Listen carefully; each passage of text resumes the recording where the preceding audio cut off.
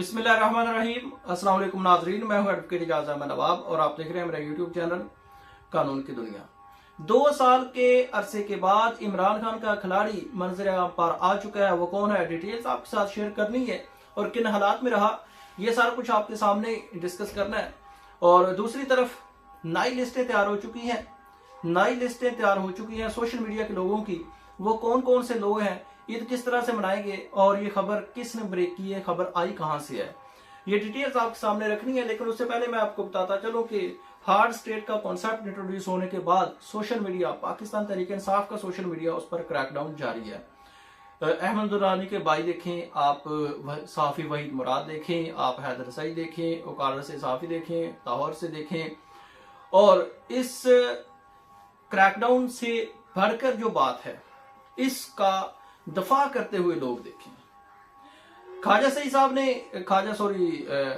सईद ने, ये जो ख्वाजा सियालकोट वाले हैं, उन्होंने इसका दफा भी किया साफी के सवाल के जवाब में। और उसके बाद तलाल चौधरी साहब ने, तलाल चौधरी जो आजकल वजीर मुमलकत, वजीर दाखिला है, वजारत दाखिला है, उन्होंने भी ना सिर्फ साफियों पर क्रैकडाउन को और पीके एक्ट तहत FIRs को इसका दफा किया, बल्कि कहा कि हम इसको ऑन करते हैं। तो जब ये ऑन कर रहे हैं तो इसका ये मतलब है कि आप उसकी जिम्मेदारी भी लें। जो साफी वहीद मुराद के घर आधी रात को ऑपरेशन हुआ और ऑपरेशन करने के बाद गिरफ्तार हुआ, जो अहमद नुरानी के घर भाइयों को गिरफ्तार करने से पहले ऑपरेशन हुआ, जो वहीद मुराद को गिरफ्तार करने की वीडियो बनाते हुए जो साफी था उस पर जो तशद्दुद हुआ, आप फिर उसकी जिम्मेदारी भी लें। लेकिन ये सारी जिम्मेदारियां और दफा करते हुए आप इस बात का जरूर अपने जहन में रखें कि वो जो सेनेटर मुशाहिदुल्लाह साहब थे, अल्लाह ताला उनके गुनाह माफ करे, उन्होंने एक बात कही थी। उन्होंने बात कही थी कि ये पहिया घूमते देर नहीं लगनी। और पाकिस्तान में तो ये पहिया होता है 3-3.5 साल का है, हमने देखा है 3-3.5 साल के बाद पहिया घूमता है। तो एक इस हुकूमत को अप्रैल 2022 से लेकर अब अप्रैल 2025 आ चुका है, तो 3 साल तो ऑलमोस्ट हो चुके हैं। तो ये जो पहिया है इसको घूमते देर नहीं लगती।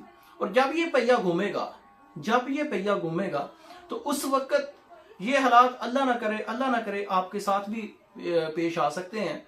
और अगर ऐसे हालात पेश आए तो आपको चुप कराने वाला कोई नहीं होगा, आपकी चीखें सुनने वाला कोई नहीं होगा। लेकिन फिर भी हम जैसे जो लोग हैं ये बात जरूर करते रहेंगे कि आज़ादी इज़हार राय और आईनी हक, ये सारा कुछ कहते रहेंगे।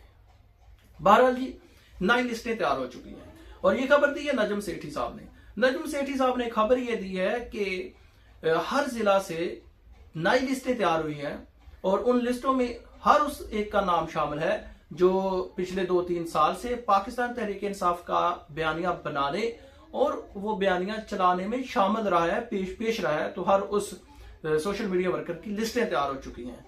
अब जब ये लिस्टें तैयार हो चुकी हैं तो देखना यह है कि ईद से पहले बंदे उठाए जाते हैं, अभी 2 दिन ईद में है, या ईद के बाद उठाए जाते हैं, या फिर नजम सेठी की जो चिड़िया है ये गलत खबर ले आई है, ये अभी साबित होगा। दूसरी खबर ये है कि इमरान खान का पुराना खिलाड़ी, डटा हुआ खिलाड़ी 2 साल के बाद सामने आ गया। आपको पता है कि आज से तकरीबन 1 साल पहले एक छोटा सा बच्चा हॉस्पिटल में सिसकता हुआ, अपने बाप को याद करता हुआ फौत हो गया था, छोटा सा बच्चा। और उस बच्चे को हौसला दिलासा देता रहा उस बच्चे का छोटा भाई। मैं बात कर रहा हूं मियां आबाद फारूक की।